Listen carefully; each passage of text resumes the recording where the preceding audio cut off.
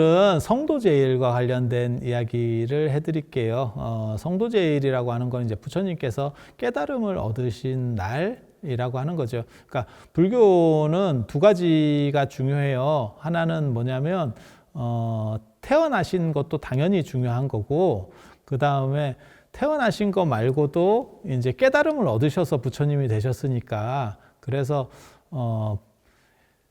부처님이 태어나신 거는 고타마 시타르타라고 하는 인간으로 태어난 거고, 성도를 통해서 붓다가 된 겁니다. 붓다가. 그래서 질적으로 바뀌는 거죠. 마치 뭐하고 똑같은 거냐면 대통령이 지금 우리나라 대통령 같은 저런 분들도 태어나신 거는 엄마한테 태어났겠죠. 하지만 대통령이 된 거는 국민들이 뽑아서 몇 년 전에 대통령이 된 거죠. 그러니까 저분에게 있어서는 두 가지 의미가 있는 거죠. 물론 생물학적으로 태어나지 않았으면 대통령도 못 됐겠죠. 이렇게 이제 소급해 들어가면 태어난 게 더 중요한 거 아니냐라고 할지 모르지만, 실제로 저 어른의 입장에서의 가장 정점은 대통령이겠죠. 대통령이 될 때가 제일 중요하겠죠.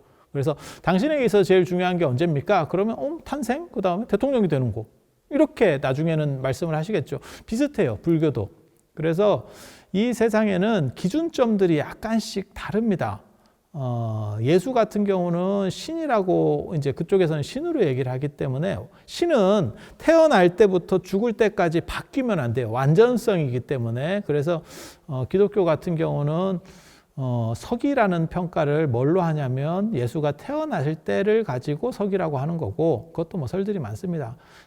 예수라고 하시는 분은 워낙 그 역사적 존재감이 없기 때문에 실존 인물인지도 잘 모르고, 지금 연구된 바로는 실존 인물일 개연성이 있는 게 AD 4년 정도를 평가를 하거든요. 근데 판단을 할 방법이 없습니다. 왜냐하면 그 당시 로마의 유대인들이 예속되어 있는 예민이었었고, 그러니까 약간 이렇게 지배당하고 있었고, 그 다음에 그 중에서도 이게 하층민이거든요. 그러니까 뭐 구유에서 태어날 정도고, 그 다음에 당대에 성공했느냐, 그런 게 아니잖아요. 12명 제자 중에서 한 명이 팔고, 그럼 거의 간해수공업 정도의 상황인데, 그걸 누가 역사에 기록을 해놨겠어요. 그러니까 실존했어도 전혀 잡힐 수 없는 분이에요. 그렇다 보니까 그게 이제 뭐 맞냐 틀리냐 말들이 많은데, 아무튼 탄생을 기점으로 한 거를 서기라고 평가를 하는 거고, 우리나라에서 흔히 많이 쓰는 거는 이제 단기라고 하는 것도 쓰잖아요. 근데 단기는 단군이 태어난 날이 아니고 단군이 왕조를 세운 때를 기점으로 해서 단기 1년이 됩니다. 그러니까 단군은 단기보다도 더 빨리 존재하고 있었던 거예요. 그래서 고조선이라고 하는, 정확하게 말하면 고조선도 아니고 조선이에요. 나중에 이성계의 조선이 들어서면서 변별력을 주기 위해서 뭐 고조선, 뭐 이렇게 옛날 조선 뭐 이런 식으로 이제 가는 거고, 스스로를 상태 우리는 오래된 나라예요, 뭐 이렇게 하지는 않았을 거니까. 그래서 그렇게 정도 생각을 하시면 돼요. 아마 고구려나 고려가 들어서면서부터 그보다 앞에 왕조라고 해서 고조선이라고 썼었던 것 같아요. 그리고 그게 이제 명확하게 확고해지는 거는 동일한 이름이 두 개가 나오니까, 이제 그거를 분리하기 위해서, 국호가 동일한데 혼란스러울 수 있으니까. 그래서 단기라고 하는 거는 단군이 나라를 세운 시점을 얘기하는 거고, 그 다음에 불기라고 하는 것은 부처님께서 태어나셨을 때를 기점으로 하는 게 아니고, 굉장히 재밌는 게 부처님 열반 기점, 그러니까 부처님이 돌아가셨을 때를 기점으로 해요. 깨달은 게 부처님이 되었으니까 중요한 거 아닙니까? 맞습니다. 그런데 불교에서는 깨달음을 두 종류로 판단을 하거든요. 그러니까 육체가 있을 때의 깨달음이라는 것은 정신이 아무리 능력적으로 출중해도 육체가 존재하는 한은 육체라는 장애로부터 벗어날 수가 없대요. 끄달린다는 거예요. 그래서 육체가 존재할 때의 깨달음은, 정신적 깨달음은 완전한데 육체가 있기 때문에 불완전한 깨달음이라 그래서 그거를 유여열반이라고 합니다. 유여열반. 그리고 완전히 육체가 사라질 때를 정신 상태만 남게 되니까, 이럴 때는 완전한 깨달음, 그래서 무여열반이라고 그래요. 그래서 부처님을 보는 사실 세 가지 시각이 있거든요. 탄생 중심으로 볼 거냐, 그게 이제 지금 오늘날까지 내려오는 부처님 오신 날이 큰 명절이 되는, 이건 부처님의 전기류에서 나오는 겁니다. 그 다음에 성도 중심으로 볼 거냐, 이건 율장에 나오는 거예요. 그러니까 깨달음 자체가 더 중요한 거 아니냐? 이렇게 보는 문화고, 그 다음에 열반 중심으로 볼 거냐? 이거는 팔종의 열반경이라는 책에 나옵니다. 그래서 열반 중심이 결국 나중에 승리했기 때문에 불기는 열반을 중심으로 해서 열반 일련이 부처님 불기 일련이에요. 그래서 흔히 그런 얘기를 하거든요. 공자보다 부처님이 연대가 늦은 거 아닙니까? 이렇게 얘기를 하시는데, 실제로 불기는 부처님 열반하셨을 때니까 부처님이 80세에 열반하시잖아요. 그럼 거기다 플러스 79를 더해야 돼서 부처님 연대가 공자보다 더 빠릅니다. 그래서 4대 성인 중에서 제일 빠른 연대를 가진 거는 부처님이다 라고 말하는데, 불기는 공자 탄생보다 오히려 늦어요. 거꾸로. 그래서 그런 문제들이 존재한다는 거를 알아두시고, 그래서 세 가지 기준점이 있는 거죠. 그러니까 하나는 탄생, 하나는 성도, 하나는 열반. 생사는 뭐 제일 중요한 거고, 보통 우리 인간들도 생이라고 하는 것과 사가 제일 중요하죠. 그러니까 생일 기념하고 돌아가시면은 제사를 기념하는 거는 돌아가신 날이잖아요. 이 두 가지가 제일 중요하고, 그 인생에 있어서 가장 정점은 뭐냐? 라고 했을 때가 부처님은 이제 성도가 되는 거고, 그리고 인도 사람들은 사진법을 써요. 그래서 4개에 맞추려고 하다 보니까 하나를 더 넣었으면 좋겠는데 그게 무엇일까요? 라고 했을 때 이제 두 가지 관점이 충돌하기 시작하거든요. 후보가 둘이 생긴 거예요.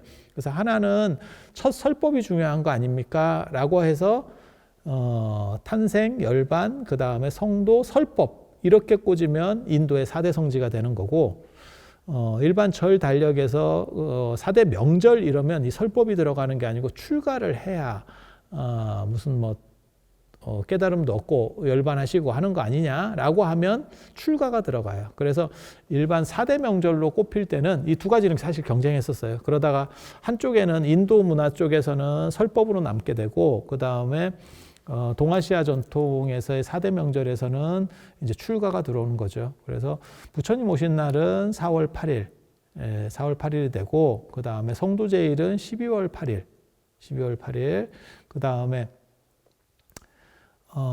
출가일하고 열반일은 2월 8일하고 2월 15일 이렇게 보통 정해 놓습니다.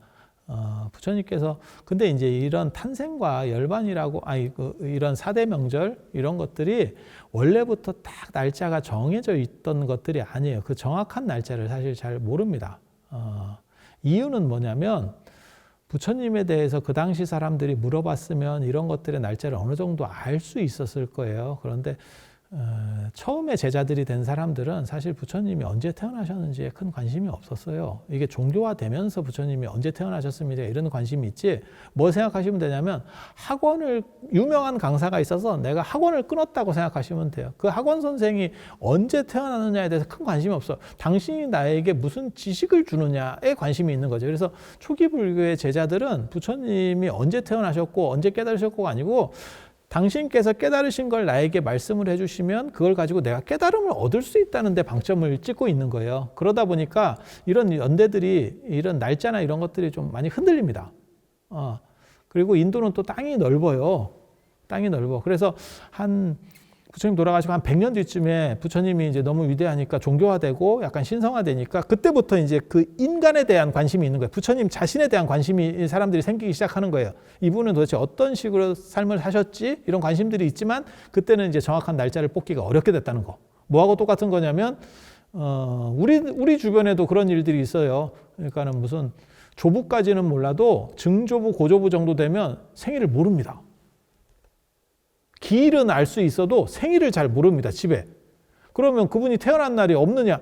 있겠죠. 그리고 그 윗대 어른들은 분명히 아셨겠죠. 그런데 나중에는 기일만 챙기다 보니까 후손들 입장에서는 생일에 대해서 별 신경을 안 썼던 거죠. 그러니까 사라지는 거예요. 그리고 그런데 알고 보니까 이분이 너무너무 대단한 분이에요. 그래서 다시 그걸 찾으려고 하니까 마땅치가 않죠. 그래서 의미 있는 날들을 상징적으로 붙여서 쓰는 경우들이 있습니다. 그래서 경전에 따라서는 장암 유행경이라고 하는 아함경 계통에서는 전체가 다 2월 8일 부처님께서 뭐 2월 8일에 출가하시고 2월 8일에 태어나시고 2월 8일에 성도하시고 2월 8일에 돌아가셨다 이런 식으로 나오는 경우들도 있고요.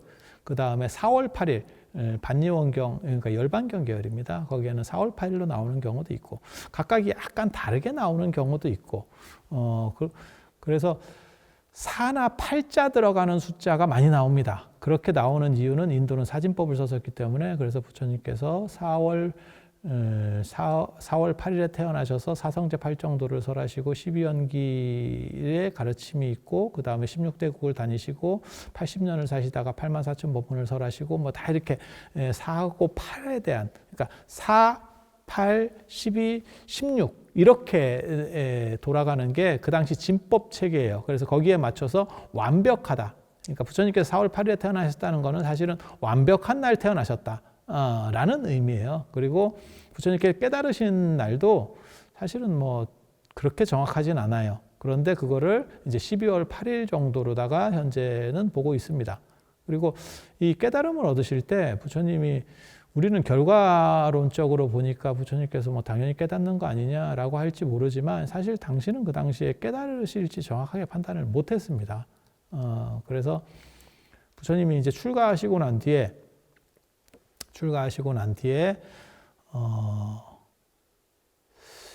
바카바라고 하는 고행주의자 밑에서 수행을 하시고, 그 다음에 아라라카라마, 우타카라마푸타라고 하는 명상주의자, 선정 닦는 분들에게 수행을 하시고, 그 다음에 독립해서, 나중에 이분들한테 다 배우고 나서 독립해서 결국 다시 6년 고행을 하시는데, 그 과정에서 이제 오비구라고 하는 분이 따라붙죠. 이 오비구가 아라라카라마의 제자였다라는 설도 있는데 아마 그건 잘못된 거고, 정바랑이 부처님께서 출가하셨을 때 석가족의 귀족 자제들을 뽑아서 보낸 거다라고 하는 게 아마 정설로 맞을 거예요.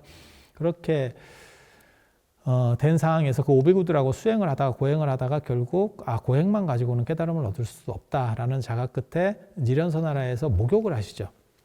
그 목욕할 때 보면 부처님이 얼마나 당시에 취약했는지를 알 수 있어요.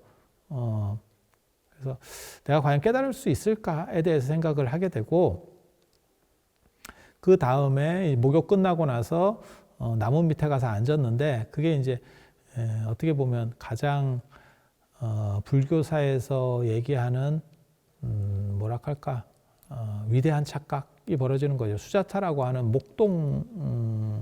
목장주 딸이 나와서 풀이 잘 자라게 하기 위해서 우유죽을 끓여서 이렇게 나무에다가 이렇게 올리고 했었는데, 그때 이제 부처님께서 그 자리에 앉아 계셨던 거죠. 나무 밑에 목욕을 하고.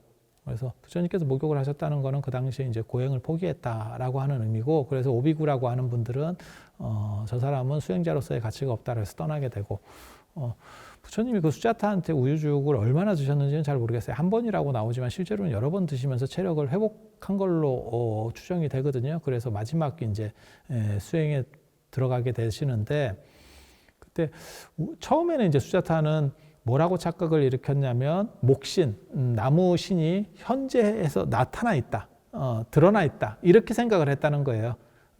왜 그렇게 착각하냐면, 자기가 늘상 가는, 우리식으로 말하면 선앙당 나무 같은 데다가 이렇게 음식을 올려놓고 기원을 했었는데, 하루는 가보니까 그 나무 밑에 아주 깡마르고 너무너무 초췌한 사람이 앉아 있으니까 그걸 신으로 착각했던 거죠. 그런 나중에 이제 다 오해는 풀렸을 거라고 생각을 하는데, 그리고 그 사람의 이름이 수자타인지도 잘 모릅니다. 인도에 가면 뭐 수자타 아카데미도 있고, 뭐 수자타에 대해서도 우리나라도 뭐 수자타와 관련된 불교 단체들이 여러 개 있는데, 사실은 그건 사람 이름이 아니에요. 그냥 부처님께 적시에 보시하신 아주 귀한 사람, 그래서 선생녀라고 번역하면 선을 생한 사람, 착한 일을 한 사람, 여자, 이렇게 하는 거고, 그 당시 부처님이 깨달음을 지금 내가 얻을지 못 얻을지, 지금 수행을 어떻게 지금 방향을 틀어야 될지를 정확하게 판단을 못한 상황에서 네 이름이 뭐냐 지금 하고 있을 상황이 아니거든요. 정신이 없습니다, 그 당시에. 그래서 우유죽을 며칠을 아마 드신 것 같고, 어느 정도를 드시면서 체력이 회복되고, 그때 부처님이 하신 행동을 보면 그거 굉장히 재밌습니다. 나무바루에다가 그 수자타가 우유죽을 드렸는데, 그 나무바루를 리련선에다가 띄우면서 내가 깨달음을 얻을 거라면, 조금 있다가 나중에 곧 깨달음을 얻는다면 이 나무바루가 물살을 거슬러 올라갈 것이다. 그래서 이게 물살을 거슬러 올라간 대목이다. 이거 굉장히 충격적인 대목입니다. 왜냐하면 부처님이 이런 식의 행동을 안 합니다. 이건 일종의 점이에요, 점. 그러니까 사람이 불안한 거죠. 마치 이순신 장군도 투옥됐을 때, 중간에 감옥에 투옥됐을 때, 억울하게 누명을 쓰고 투옥됐을 때 주역으로 전보고 내가 풀려날 거다, 이런 식으로 위안을 받았다는 거하고 비슷한 거예요. 그러니까 나는 할 만큼 했는데 지금 이게 더 이상 길이 잘 안 보이는 상황이에요. 그런데 그게 이제 바루가 거슬러 올라가고, 그 바루가 뭐 무찰린다 용왕이 가지고 있다, 뭐 이런 여러 가지 얘기들이 나오는데, 뭐 그렇다 치고 부처님이 거기서만 문제가 된 게 아니고, 그 다음에 전정각산에 올라가셨다가 나중에 이제 붓다가야, 거기가 원래 가야 지방이에요. 가야는 상두라고 하는 뜻이에요. 코끼리 머리같이 약간 움푹하게 패인 지형입니다.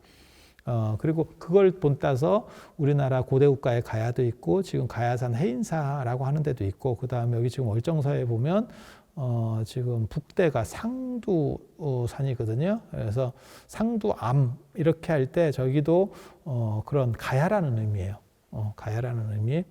그래서 거기가 원래 종교 성지입니다. 종교인들이 굉장히 많이 모이는 데고, 그 다음에 철학자들이 있는, 그리스로 말하면 아크로폴리스 같은 뭐 이런 데인데, 거기에 가셔서 나중에 나오미에서 깨달음을 얻죠. 근데 그 깨달음을 얻는 과정에서도 내가 마지막 명상을 하기 위해서 풀자리가 좀 있었으면 좋겠다 이랬더니 옆에서 꼴배던 청년이 있더래. 그래서 그 풀을 좀 얻을 수 있겠습니까? 해서 풀을 까는데, 그때도 굉장히 재미있는 얘기가 있거든요. 두 종류의 이야기가 나옵니다. 그 풀 이름이 뭡니까? 그랬더니 쿠샤, 길상초입니다. 이렇게 해서 내가 혹시 깨달음 얻는 거 아니야? 이렇게 좀 했다는 설도 있고, 또 하나는 그 애 이름이 길상이래.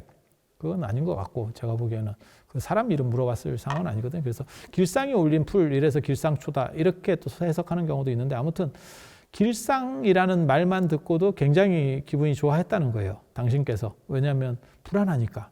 그렇게 해서 그 풀 밑에서, 풀을 깔고 이제 보리수 밑에서, 보리수는 원래 피팔라수고 나중에 깨달음을 얻고 난 뒤에 깨달음의 나무라는 별명이 붙게 되는 거고요.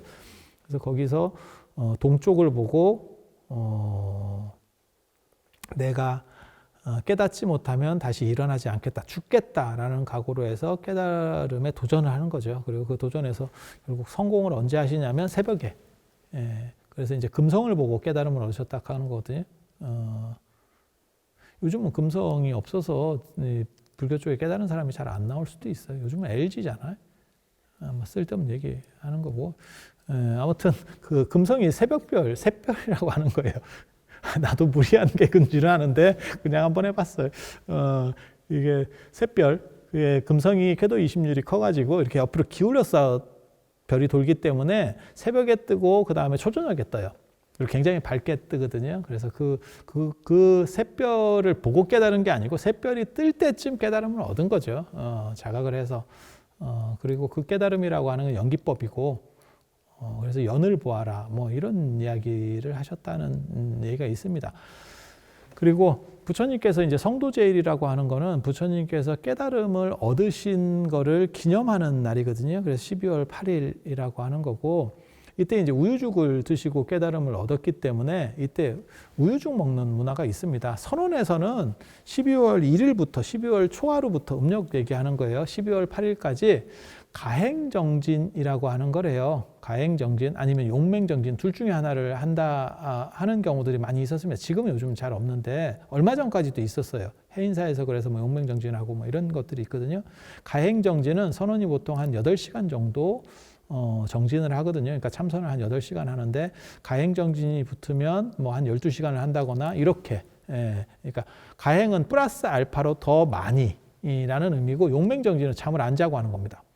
그러니까 철야로 그냥 잠 안 자고 참선을 하는, 그렇게 해서 돌아가면서 이제 장군죽비로, 장군죽비가 큰 죽비 아닙니다. 요즘 사람들은 이제 죽비, 장군죽비 하면 뭐 이렇게 큰 거는 장군죽비인가 대장인가 이렇게 생각하는데 그게 아니고 쪽패같이 되어 있는 게 장군죽비예요. 그리고 원래 선원에서 쓰는 게 아니고 그게 공양간에서 그 공양할 때 쓰는 거예요. 원래는 이게 바로 공양할 때.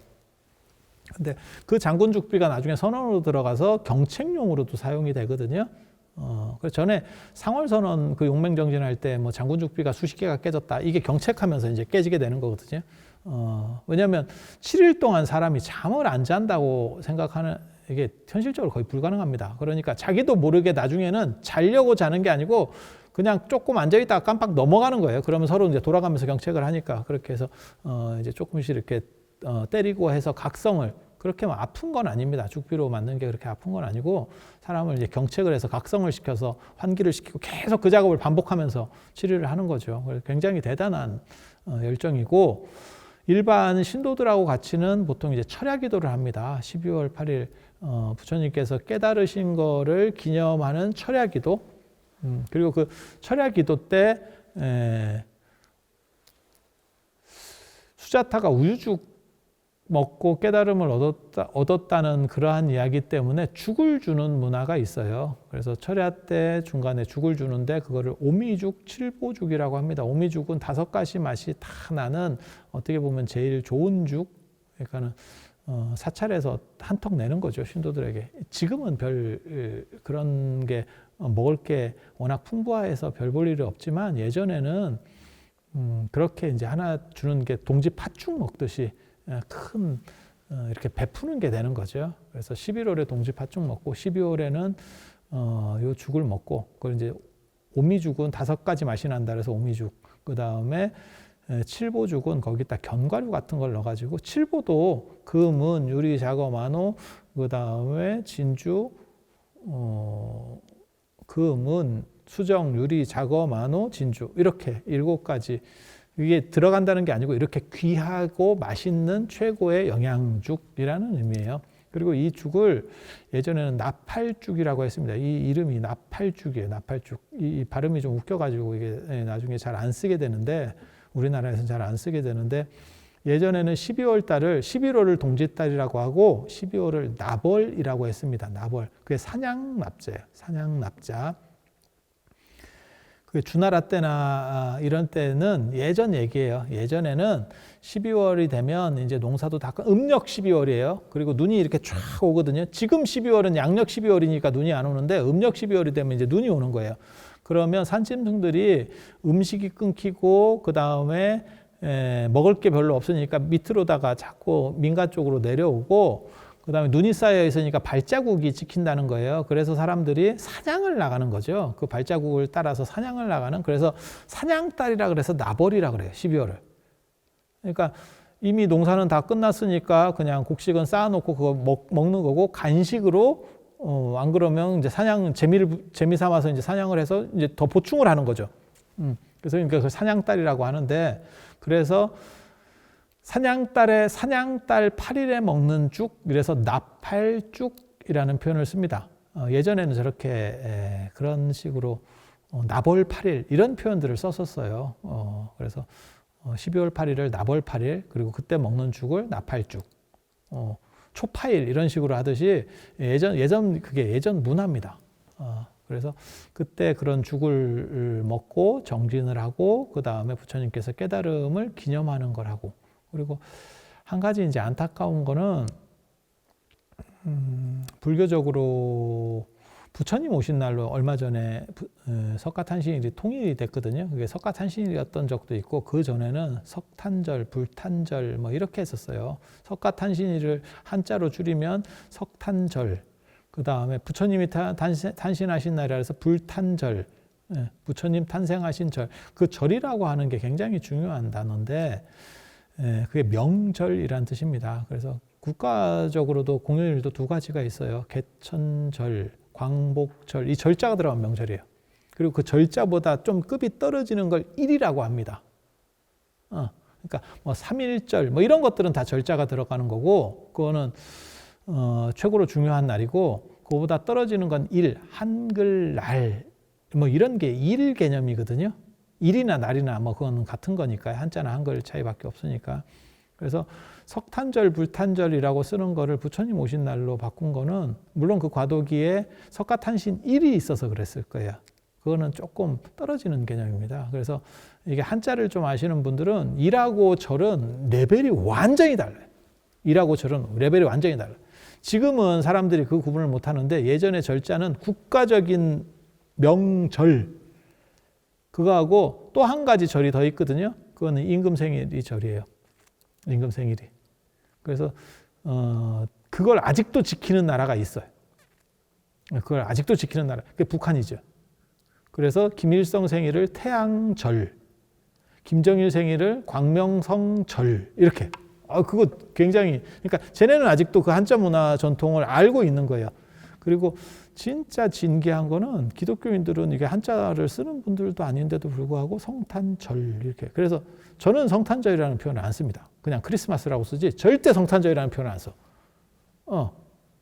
그런데 불교는 오히려 한자를 많이 쓰는데도 불구하고 이 개념이 별로 없는 거예요. 그러면 석탄절이나 불탄절을 하면 되지. 어감이 너무 안 좋았죠. 이건 딱 들어봐도 야, 이거 쓰기는 좀 너무 절에 불났어. 뭐 이런 딱 느낌이 있는 거죠. 그리고 석탄도 느낌이 좀 그렇죠. 지금은 석탄 뭐 별로 신경을 안 쓰지만 저희 어렸을 때만 해도 그 석탄 이러면 태백, 정선 뭐 이런 딱 그런 생각이 딱 떠오르거든요. 3D 업종 중에서도 꽃이죠. 이 이상 3D가 있을 수 있을까 싶을 정도가 탄광이죠, 탄광. 그래서 그런 부분들이 있는데 조금 더 생각을 했으면 하는 아쉬움이 있죠. 그래서 부처님 오신 날이 어떻게 보면 가장 중요한 날이고, 그래서 그 절자가 들어가는 거고, 그 외에는 전부 일자가 들어가요. 출가 제1, 그 다음에 열반 제1, 성도 제1. 그런데 이 성도 제1은 그 중에서 덩치가 컸기 때문에 성도절이라는 표현도 일부가 씁니다. 그러니까 성도 제1에서 성도절로 바뀌는 중간 단계까지 왔다가 멈춘 거예요. 불교에 이거를 이제 4대 명절이라고 하는데, 이거 말고 5대 명절 하면 우란분절이 들어갑니다. 이게 굉장히 재밌거든요. 왜냐하면 우란분 1 이렇게 얘기하는 경우는 없어요.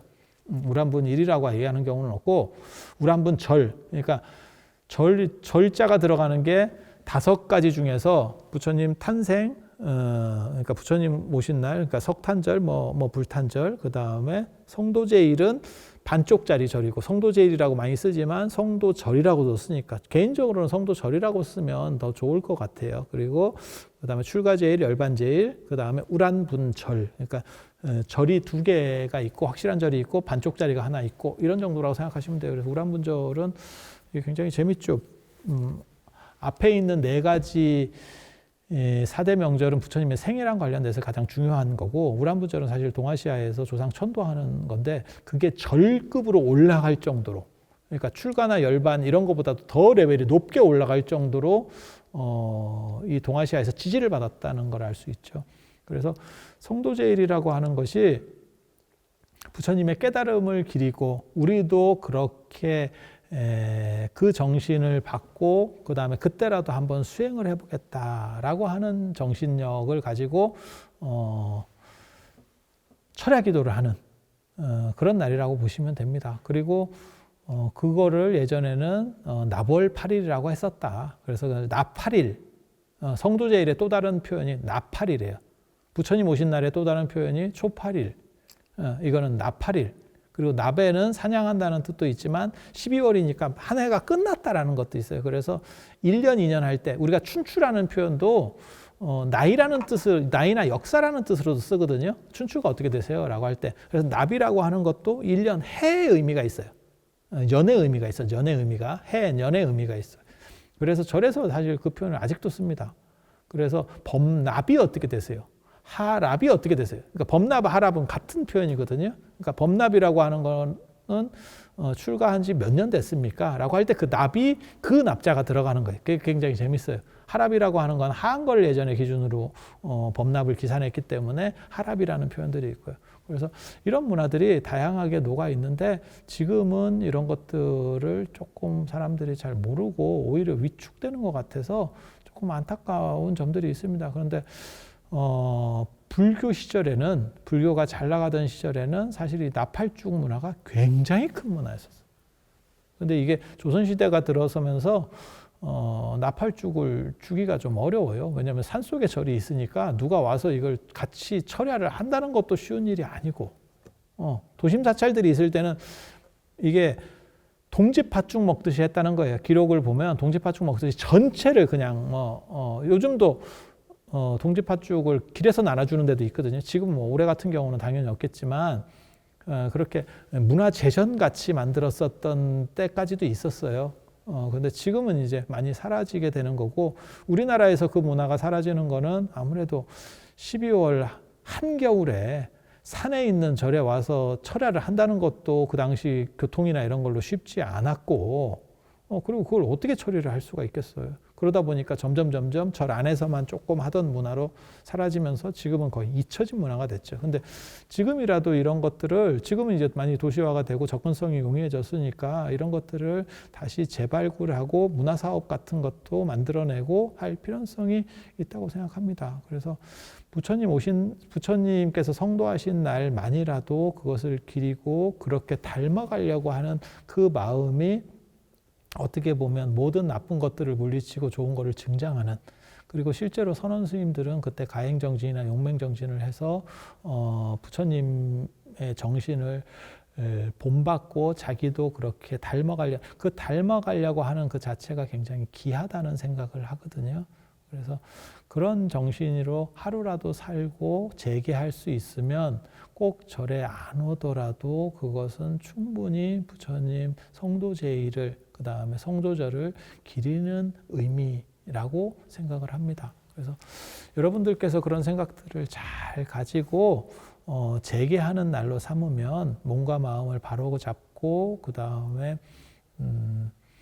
좋은 것들이 많이 깃들 수 있게 할 수 있으면 그야말로 성도의 의미가 다 충만해지신 것이 아닌가라는 생각을 하면서 이상 성도제일에 대한 얘기들을 마치도록 하겠습니다. 자, 들어주셔서 감사합니다.